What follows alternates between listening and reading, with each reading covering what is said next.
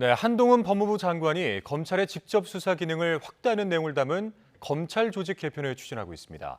사실상 문재인 정부에서 이뤄진 검찰 개혁과 오는 9월 시행을 앞둔 검수완박 뒤집기라는 평가가 나오고 있습니다. 우철희 기자입니다. 법무부는 최근 대검찰청과 협의를 통해 검찰 조직 개편안을 마련했습니다.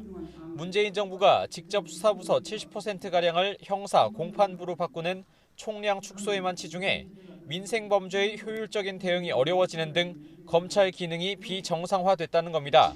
법무부 장관이 수사 지휘권 폐지와 같은 윤석열 정부 국정과제 이행 동력을 확보하기 위한 차원이라는 설명도 덧붙였습니다. YTN이 확보한 관련 문건을 보면 개편 방향은 크게 세 가지입니다.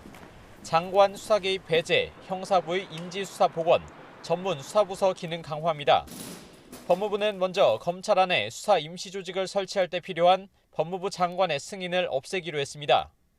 추미애 장관 재직 시절 만들어진 규정인데 수사 초기부터 장관이 영향력을 행사해 부당한 수사 개입 논란을 초래할 수 있다면서 검찰의 독립성과 정치적 중립성을 보장하겠다는 취지입니다. 현재 일선 검찰청의 마지막 순위 형사부, 이른바 형사말부만 검찰총장 승인을 얻어 수사를 개시할 수 있는 규정도 없애기로 했습니다.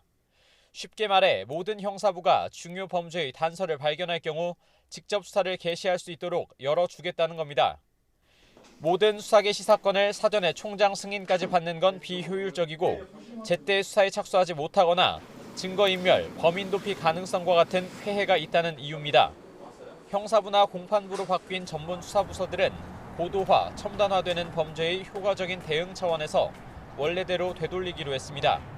특히 전국 최대 규모 검찰청인 서울중앙지검의 경우 현재의 반부패 강력수사부를 반부패 수사부로 바꾸고 2개에서 3개로 늘리기로 했습니다.